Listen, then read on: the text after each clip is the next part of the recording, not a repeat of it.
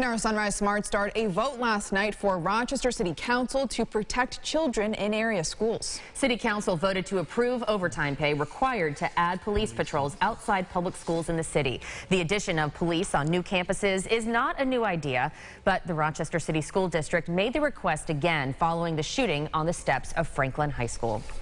Rochester police say they're adjusting the partnership with the Bureau of Alcohol, Tobacco, Firearms and Explosives, better known as the ATF, in an effort to cut down on violent crime. Last July, the task force decided to bring on an ATF agent to be on call 24/7 in Rochester. RPD says this has been helping them evaluate the most appropriate charges for a suspect when a firearms arrest is made. Since this change, RPD says more than 70 offenders have been federally charged. Happening this morning, reflecting on the past and planning for the future. Rochester Police Chief David Smith and Mayor Malik Evans will join at 10 a.m. at the Public Safety Building in Rochester to discuss their plans for this year, and they will also be reflecting on the end of last year. We will be sure to keep you updated on that press conference right here on News 8. Still developing this morning, Rochester police have arrested a woman after they say she caused a crash that killed her sister. Julia Lockhart is facing several charges. Officials say this happened on Denver Street and Hazelwood Terrace on January 1st. It's alleged the 29-year-old was driving on Hazelwood at the intersection when she passed another car on the left. Police say she crashed into the other car, then hit a tree. RPD says the passenger inside Lockhart's car was her sister. That's Charlora Lockhart, who is 33 years old. She died on the scene.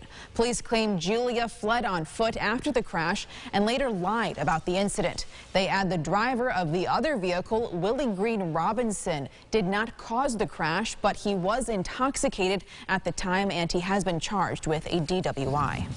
The search continues for a teenager who was reported missing on Friday. Take a look at your screen. Police say 15-year-old Ahmad Woods Crenshaw was last seen on Cedar Street in the city of Rochester. Hold tight for us. We're going to try and get that picture. There we go. Take a look. This is Ahmad. They add he could be in Greece. If you have any information and you've seen him in either Rochester or the Greece area, police are asking that you call 911. Developing overnight, an occupied home in Rochester was shot into. According to Rochester police, this happened just before 10 last night on Brooklyn Street. Inside the home was 2 adults and 1 child. No one was injured, and there are no suspects in custody at this point. All right, it's time now to check in with meteorologist James Gilbert for a quick look at our forecast, James. Yeah. If we're heading out the door this morning, maybe we're taking the dog out for a little morning walk, maybe some boots? Yeah, well, and honestly, you know, flip-flops for Casey, but if you're, if anybody is feeling just regular shoes, that could be fine as well. Listen, we all have our quirks. Hey, nothing wrong with that. Boots probably after 9 a.m. That's when the snow really starts to ramp up. It turns breezy as well with those snow showers. Looks like generally 1 to 3 inches as we get through about 2 or 3 o'clock. That snow really picks up during those hours. Then we warm up above freezing. Could battle even some rain showers overnight ahead of a very cold Thursday. We'll break down the 8-day forecast coming up at the end of the show. Casey and Mel? All right, James, thank you so much. One last look at our traffic report in Sunrise this morning. We are still tracking those few accidents in Rochester this morning, but neither of them are affecting the main arteries. 390, 490, and 590 are all running on time. We do have updates for you throughout the morning, so if anything changes, we'll, of course, let you know.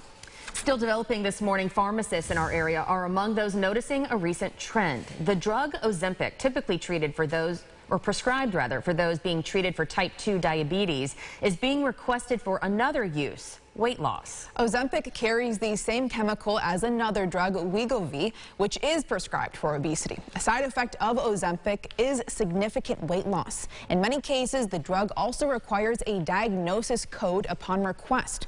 And a number of insurance companies are only covering the cost for those who can prove a diabetes diagnosis. Some pharmacists say in the last week, they've started to see a handful of patients come in who haven't been able to find an Ozempic prescription for diabetes elsewhere.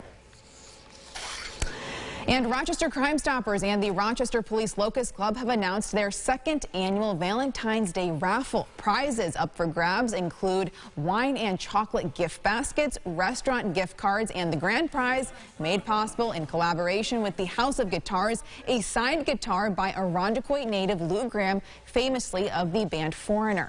The money made during the raffle will benefit Crime Stoppers K-9 Initiative and the Locust Club Scholarship Fund. It benefits seniors that are our members' children, as well as city school district children. We give equal amounts to both. And this year we actually rededicated the scholarship, and we've renamed it the Anthony Mazurkowitz Memorial Scholarship. It's the local gift, and we have a lot of interest always in the canines. But really what was so compelling this year was the way the community stepped up to support law enforcement. So that was really a wonderful thing to see. The gifts are just amazing. The raffle runs through February 11th, and we have a link to the fundraiser over on our website. That's rochesterfirst.com. Rochester's University Preparatory Charter School, UPrep, is looking to expand. This after more than 13 years in the city of Rochester. The school currently sits on Lake Avenue. With 450 students currently and more on the way, school officials now say they want a bigger space. They say they're looking at a vacant facility to repurpose in East Irondequoit on East Ridge Road. But not everyone is excited about the possibility of an expansion. A petition going around called Irondequoit Residents Against School Relocation has more than 1,000 signatures. They claim the school would decrease home values and dramatically increase traffic. We boast a 96 to 98% graduation rate. We have really good athletic and extracurricular activities. We've been through the building. It can be repurposed fairly easily and turned into a classroom. There are natural areas for these programs that the school described. They're technical and construction, and they're culinary areas. In a statement released yesterday, school officials say they're meeting with some concerned residents next week to share more and discuss expansion plans. And speaking of expanding, a new Burn Dairy and Deli is coming to Chilai. It's the former site of the River's Edge Party House on Paul Road. Construction for the gas and convenience stores started in December. A spokesperson with Burn Dairy says it's scheduled to open in May or June. Rochester's very own Strong National Museum of Play was nominated by USA Today as one of the top museums dedicated to pop culture in the country.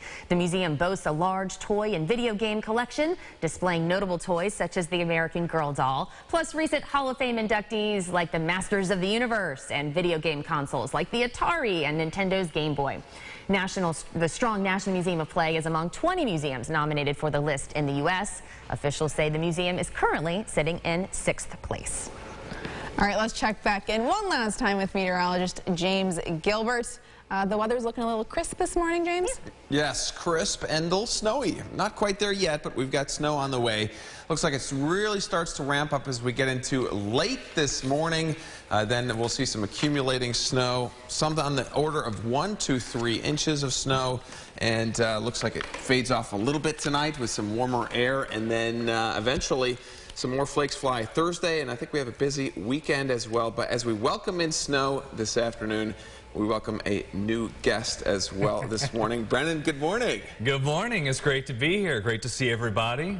Proud to be joining the team. Had a brief break from this shift, but we also have a 2-year-old and a 1-month-old at home. So congratulations. Yeah, I'm not sleeping at all anyway. Nice. So to explain to everyone home what's going on and how this is going to work, this was always the plan. I came into the News 8 family to get us from point A to point B. I find it a little poetic that point B is Brennan. I mean, put a bow on it. You couldn't get prettier than that. Yes. Pleasure to meet you, and also good luck. This is the quickest hello. It's a very quick pass of the baton, but I'm not actually going to disappear completely. As you guys know, Rochester's my home. My family's here. I'm going to be back to fill in, maybe with you, Brennan. So who knows? We might tag team up in the future. Yeah. Or I might be on the evening. So you can't shake me that easy, Rochester. Yeah. Casey, we loved having you here. We loved having your expertise here as well. Yes. James and I have certainly enjoyed having you, and Brennan, we're so excited to work with you in the future. Be here tomorrow morning. All set and ready. Can't wait. Yeah. We are all ready to start your day off every day in a positive way. So thank you so much for giving us the pleasure. Have a wonderful day. Our next update is coming up in 30 minutes. CBS Mornings is next. We'll see you all tomorrow, guys. Have a good one.